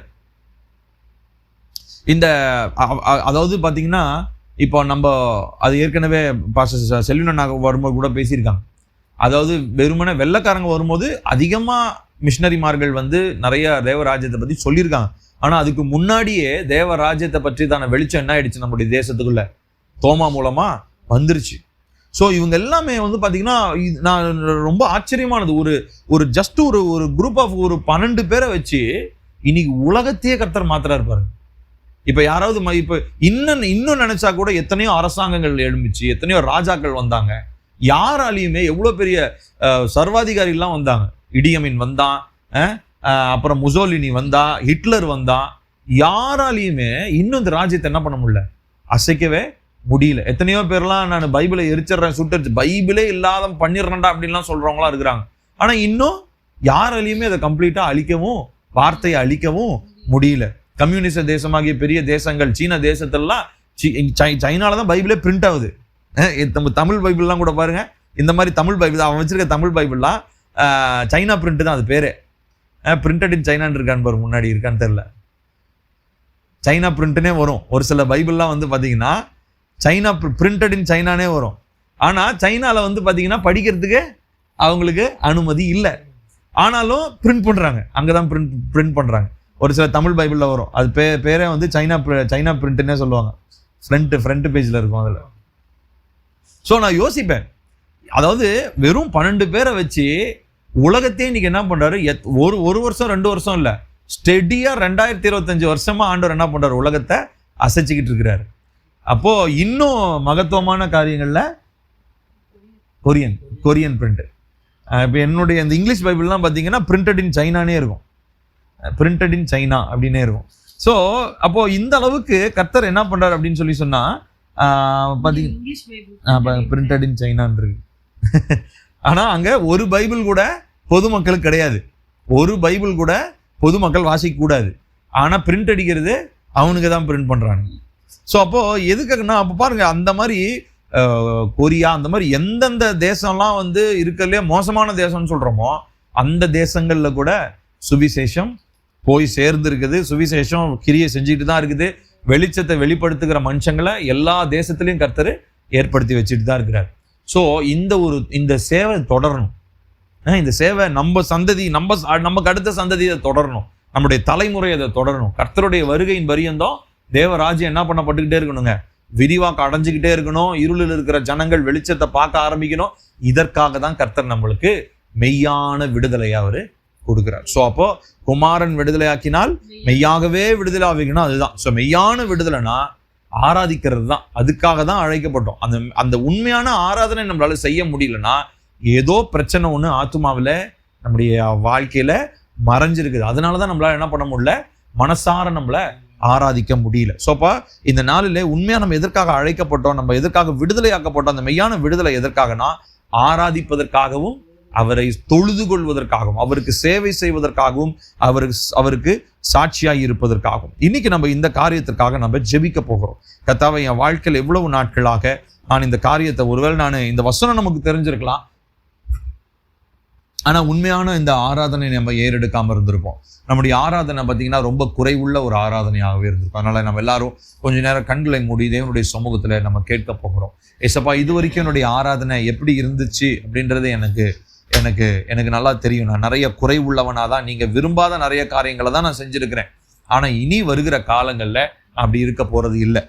நீங்க விரும்புகிறதான அந்த ஆராதனையை நான் இந்த நாள்ல நான் செய்ய போறேன். இந்த நாள்ல நான் உங்களை ஆராதிக்க முடியாதபடி என் வாழ்க்கையில் இருக்கக்கூடிய எல்லா அடிமைத்தனங்கள், எல்லா கட்டுக்கள், இதெல்லாவற்றிலும் இருந்து கர்த்தர் எனக்கு இந்த நாட்களில் ஒரு விடுதலையை தாங்க. அன்றைக்கு இஸ்ரவேல் ஜனங்களை அந்த எகிப்து தேசத்திலிருந்து விடுதலை ஆக்கினதே உங்களை ஆராதனை செய்யறதுக்காக தான் நீங்க அவங்களை விடுதலை ஆக்கினீங்க. உங்களுடைய ஜனம் என்று அவங்களை தெரிந்து கொண்டுதான் அவங்களை விடுதலை ஆக்கி இருக்கிறீங்க. ஆனாலும் அப்பா அவங்களுடைய மனநிலை, அவங்களுடைய மைண்ட் செட் மாறாததுனால, அவங்களுடைய ரத்தத்துல அந்த பழைய எகிப்தினுடைய பழக்க வழக்கங்கள் கலந்ததுனால அவங்களால தேவனை ஆராதிக்க முடியாம விக்கிரகங்கள் அவங்க தொழுது கொண்டு இருக்கிறத நாங்க பார்த்தோமே. அதனால இந்த நாளிலே கர்த்தாவே, எங்களுடைய வாழ்க்கையில கர்த்தாவே, இந்த காரியங்கள்ல கர்த்தர் எங்களுக்கு ஒரு உணர்வை தாங்கப்பா. நாங்கள் இனி எங்களுடைய வாழ்க்கையில எந்த ஒரு அடிமைத்தனமோ எந்த ஒரு கட்டும் எங்களுடைய வாழ்க்கையில தேவனை ஆராதிக்க முடியாததற்கு காரணமாக இல்லாதபடிக்கு அது எல்லாம் இயேசுவின் நாமத்தினாலே எங்க வாழ்க்கையில உடைந்து போவதாக நம்ம எல்லாரும் சொல்லி ஜெபிக்கலாம். கர்த்தாவே, நாங்க உங்களை ஆராதிக்க முடியாதபடி எங்க வாழ்க்கையில் இருக்கிறதான எல்லா கட்டுக்கள், எல்லா விதமான நுகங்கள், எல்லா விதமான அடிமைத்தன எண்ணங்கள், நாங்கள் ஆராதிக்க முடியாதபடி உண்மையாயுமை தொழுது கொள்ள முடியாதபடி எங்க வாழ்க்கையில, எங்கள் குடும்பத்துல பரம்பரையாய் வருகிற எல்லா கட்டுகளும் இயேசு கிறிஸ்துவின் நாமத்தினாலே அப்பா வெட்டப்படுவதாக, உடைத்து வெளியேற்றப்படுவதாக. மெய்யான விடுதலை இயேசுவே நீர் எங்களுக்கு தருவேன் என்று சொன்னீரே, அந்த மெய்யான விடுதலை உம்மை ஆராதிக்கும்படியாய், உம்மை உண்மையாய் சேவிக்கும்படியாய் அந்த மெய்யான விடுதலையை கர்த்தர் நீர் இந்த நாளில் எங்களுக்கு தரும்படியாக நாங்கள் ஜெபிக்கிறோம்ப்பா. அடுத்ததாக நம்ம சொல்லி ஜெபிப்போம். இந்த ஆராதனைக்கு தேவை அந்த உண்மையான ஒரு சந்தோஷம் என்று சொன்னோம். சோ அப்ப அந்த மெய்யான ஒரு மகிழ்ச்சி, அந்த மெய்யான ஒரு அந்த பேரின்பம் நம்முடைய வாழ்க்கையில நிரப்பணும்னு சொல்லி சொன்னோம் இல்லைங்களா? சோ அதனால அதற்காக நம்ம சொல்லி ஜெபிக்கலாம். கர்த்தாவே, நான் உம்முடைய சமூகத்துல அப்பா உங்க பிரசன்னத்துல வந்து நான் தனிப்பட்ட விதத்துல நான் காத்திருக்கும் பொழுது கர்த்தாவே, அந்த மெய்யான ஒரு மகிழ்ச்சி, மெய்யான ஒரு பேரின்பம் இயேசுவின் நாமத்தினாலே எனக்கு உண்டாவதாக. அப்பா, இந்த உலகம் தரக்கூடியது அல்ல அப்பா, இந்த உலகம் தரக்கூடிய ஒரு சந்தோஷம் இல்லை, இந்த உலகத்தினுடைய காரியங்களினாலும் பொருட்களினாலும் வருகிற சிற்றின்பம் அல்ல அப்பா, பேரின்பம். எந்த பொருளினாலும் எந்த மனுஷனினாலும் எந்த காரியத்தினாலும் தர முடியாத ஒரு பெரிய சந்தோஷம் அப்பா, அது என்னுடைய இருதயத்துல அப்பா, என்னுடைய வாழ்க்கையில நிரப்ப உண்மை உள்ளதா இருக்குது. நான் உங்களை ஆராதிக்கும் போது அந்த பேரின்பம் என் இருதயத்தை நிரப்பும் சொன்னீங்களே கர்த்தாவே, அதை நீர் நிரப்ப உண்மை உள்ளவரா இருக்கிறீங்கப்பா. அதற்காக உமக்கு ஸ்தோத்திரம் ஆண்டவரே. இந்த நாளிலே நீர் எதிர்பார்க்கிற விதத்துல உம்மை உண்மையாய் தொழுது கொள்ளுகிறவர்கள் உம்மை ஆவியோடும் உண்மையோடும் தொழுது கொள்ள வேண்டும் என்று சொன்னீங்களே. சொல்றீங்களே, அப்படிப்பட்ட இருதயத்தை எங்களுக்கு தாங்கப்பா. கேட்கலாமா? கர்த்தாவே, நாங்கள் உங்களை முழு மனசா முழு பலத்தோடு ஆவியோடு உண்மையோடு உம்மை தொழுது கொள்ளுகிறவர்களாய் நீர் எங்களை மாற்றுங்க ஆண்டவரே. அதற்காக தான் நீங்க எங்களை விடுதலை பண்ணியிருக்கிறீங்க. அந்த மெய்யான விடுதலையே உங்களை தொழுது கொள்றதுக்காக தான். அப்பா, எங்கும் பிதாவை தொழுது கொள்ளும் காலம் வரும் என்று சொன்னீங்களே, அந்த காலம் இயேசுவின் மூலமா எங்களுக்கு கொடுக்கப்பட்டதற்காக, இயேசுவின் பலியின் நிமித்தமாய் எங்களுக்கு உண்டாக்கப்பட்டதனால, பரிசுத்த ஆவியின் நிமித்தமாய் நாங்கள் இந்த நாளிலே நிரப்பப்பட்டிருப்பதனால, ஆவியோடும் உண்மையோடும் ஆராதிக்கக்கூடிய அந்த இருதயத்தை எங்க வாழ்க்கையில, எங்க குடும்பத்துல ஒவ்வொருத்தருக்கும், எங்க சபையில ஒவ்வொருத்தருக்கும் கர்த்தர் தருவீராக என்று சொல்லி நாங்கள் ஜெபிக்கிறோம்ப்பா. இதனால அந்த ரோமர் 12:1 நாங்கள் வாசிச்சபடி எங்களுடைய சரீரத்தை அப்பா தேவனுக்கு உகந்த ஜீவ பலியாக நாங்கள் ஒப்பு கொடுக்கிறோம்ப்பா. சொல்லலாமா கர்த்தாவே, இதுதான் நாங்கள் செய்ய வேண்டிய புத்தியுள்ள ஆராதனைன்னு சொன்னீங்கப்பா. எங்களுடைய ஆவி ஆத்மா சரீரத்தை ஜீவ பலியாக ஒப்பு கொடுக்கணும் அப்பா. வெறுமனை இன்னைக்கு மாத்திரம் இல்லப்பா, ஒவ்வொரு முறையும் தேவ சமூகத்திற்கு வரும் பொழுது, ஒவ்வொரு ஆராதனையிலும் நாங்கள் கலந்து கொள்ளும் பொழுது எங்களுடைய ஆவி ஆத்மா சரீரத்தை ஜீவ பலியாக ஒப்பு கொடுத்து தேவன் விரும்புகிற அந்த புத்தியுள்ள ஆராதனையை செய்ய கர்த்தர் எங்களுக்கு உதவி செய்வீராக என்று சொல்லி நாங்கள் ஜெபிக்கிறோம் ஆண்டவரே. கர்த்தாவே, இந்த நாளிலே கர்த்தாவே, நாங்கள் அடிமைத்தன நுகத்திலிருந்து விடுதலையாக்கப்பட்டு கர்த்தாவே, நாங்கள் சுயாதீன நிலைமையில நிலை கொண்டிருக்கும்படி கர்த்தாவே எங்களுக்கு உதவி செய்யுங்க. நாங்கள் திரும்ப எந்த அடிமைத்தனத்துக்குள்ளேயும் போக கூடாதப்பா. அடிமைத்தனத்துல போயிட்டோம்னா நாங்க உங்களை ஆராதிக்க முடியாது. அடிமைத்தனத்துக்குள்ள இருந்தோம்னா நாங்க விடுதலையோடு உங்களை ஆராதிக்க முடியாது. ஆகையினால எவ்விதத்திலும் எங்க வாழ்க்கையில அடிமைத்தனங்கள் திரும்ப எங்களை மேற்கொள்ளாத கர்த்தர் எங்களுக்கு ஏற்படுத்தி கொண்டிருக்கிற இந்த சுயாதீன நிலைமையிலே நிலை கொண்டிருக்க கர்த்தர் எங்களுக்கு உதவி செய்யுங்கப்பா. ஒரு நாளும் நீங்க சிலுவையில எங்களுக்காக பெற்று தந்த அந்த அந்த அந்த அந்த பெரிதான அந்த ரட்சிப்பை நாங்க இழந்து விடாதபடி, அந்த பெரிய விடுதலையை நாங்க மறந்து விடாதபடிக்கு அதை குறித்து எப்பொழுதும் எண்ணம் உள்ளவர்களாய் கர்த்தர் நீர் எங்களை மாற்றுவீராக என்று சொல்லி நாங்கள் ஜெபிக்கிறோம்ப்பா. அப்பா, எபிரேயர் 13:15 வாசிக்கிறபடி கர்த்தாவே, எங்களுடைய உதடுகளின் கனியாகிய ஸ்தோத்திர பலிகளை எப்பொழுதும் நாங்கள் உமக்கு செலுத்த எங்களுக்கு உதவி செய்யுங்க. எங்களை வாயிலிருந்து வர்றது எல்லாம் ஸ்தோத்திர வார்த்தைகளாக இருக்கட்டும், ஸ்தோத்திர துதி பலிகளாக இருக்கட்டும். சாப வார்த்தைகளோ, கடிந்து கொள்ளுகிற வார்த்தைகளோ, அப்பா கசப்பான வார்த்தைகளோ, வெறுப்பை ஏற்படுத்துகிற வார்த்தைகளோ எங்களுடைய வாயிலிருந்து வராதபடிக்கு கர்த்தாவே, துதி ஸ்தோத்திரங்கள் மாத்திரம் எங்களுடைய உதடுகளில் இருக்கட்டும். அப்பா, உதடுகளின் கனியாகிய ஸ்தோத்திர பலின்னு சொல்லி இருக்கிறீங்கப்பா. ஆகையினால எங்களுடைய இருதயத்திலிருந்து அப்பா, எங்களுடைய இருதயத்திலிருந்து நல்ல தேவனை துதிக்கிற ஸ்தோத்திர வார்த்தைகள் மாத்திரம் எங்களுடைய வாயிலிருந்து வர இப்பொழுது நாங்கள் ஒப்பு கொடுத்து ஜெபிக்கிறோம்ப்பா. அப்பா, நாங்கள் செய்கிற எல்லா காரியங்களிலேயும் கர்த்தாவே, நாங்கள் முழு மனதாய் எங்கள் முழு இருதயத்தோடு உங்களுக்கு நாங்கள் எல்லாவற்றையும் கொடுக்க கர்த்தர் எங்களுக்கு உதவி செய்யுங்கப்பா. அப்பா, கட்டாயத்தினாலும் அல்ல ஆண்டவரே, நிபந்தனையினாலும் அல்ல, மனப்பூர்வமாய் தேவனுக்கு ஸ்தோத்திரங்களை நாங்கள் செலுத்தணும் ஆண்டவரே. ஏசப்பா, நீங்க அப்படித்தானே அப்பா சொல்லி இருக்கிறீங்க, தேவனுக்கு கொடுக்கிறவன் கட்டாயத்தினாலும் அல்ல, வேற எந்த காரியத்தினாலும் இல்ல, மனப்பூர்வமா மனசார கொடுக்கணும்னு சொல்லி. ஆகையினாலே கர்த்தாவே, நாங்க எங்க சபையில் இருக்கிறவங்க, எங்க குடும்பத்தில் இருக்கிறவங்க எல்லாரும் மனப்பூர்வமா தேவனை ஆராதிக்கணும், மனசார தேவனை ஆராதிக்கணும். எந்த ஒரு அப்பா ஒரு சடங்கோ ஒரு கடமையினால் என்ன அப்பா நினைத்து கொள்ளாம கர்த்தாவே, மனசார தேவனை ஆராதிக்கிறவங்களா எங்க ஒவ்வொருத்தரையும் கர்த்தர் மாற்றுவீராக என்று சொல்லி நாங்கள் ஜெபிக்கிறோம்ப்பா. கர்த்தாவே, இந்த நாளிலே அப்பா அந்த ஏசாயாவை போல அப்பா நாங்களும் சொல்லுகிறோம்ப்பா, அசுத்த உதடுள்ள மனிதர்கள் நாங்கள் கர்த்தாவே, எங்களை யார் ரட்சிக்க கூடும் சொல்லி நாங்க கேட்கும் பொழுது பரிசுத்த ஆவியானவர் உம்முடைய அக்கினியினால் எங்களை சுத்திகரிக்கிறீரே. இப்பொழுது அந்த அக்கினியினால் எங்களை சுத்திகரிங்க, எங்களுடைய நாவை சுத்திகரிங்க. எங்களுடைய நாவு உம்முடைய புகழை பாடட்டும், எங்களுடைய இருதயம் உம்முடைய தியானமா நிறைந்திருக்கட்டும், எங்களுடைய சிந்தை எல்லாம் பரிசுத்தமாக்கப்பட்டிருக்கட்டும்.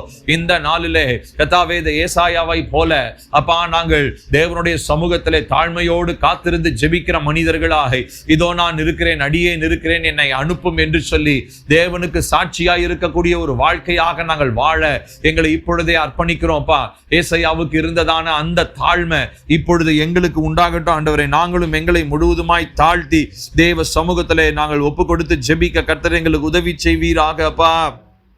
அப்பா, எங்களுடைய வீடு, எங்களுடைய குடும்பம் அப்பா தேவனை ஆராதிக்கிற ஆலயமாக இருக்கட்டும் ஆண்டவரே.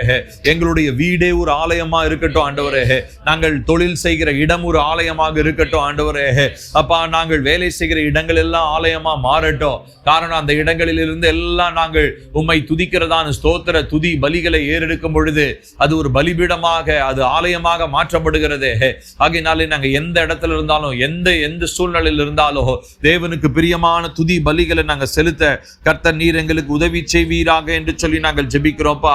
இந்த உலகத்துல எத்தனையோ மனிதர்கள் இருக்கும் பொழுது கர்த்தர் அற்ப மனிதர்களாகி எங்களை தெரிந்து கொண்டு அப்பா எங்கள் மூலமாய் இந்த ரட்சிப்பின் சாட்சியை எங்கள் மூலமாய் நீர் வெளிப்படுத்த சித்தமுள்ளவரா இருக்கிறீங்களே ஏசப்பா.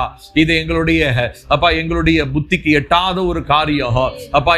எங்களுக்கு ஆச்சரியமான ஒரு காரியம் அப்பா. நீர் எங்களை தெரிந்து கொண்ட விதம் ஆச்சரியமானது. ஏன் எங்களை தெரிந்து கொண்டீர் என்பதை இன்று நாங்கள் அறிந்து கொண்டோ.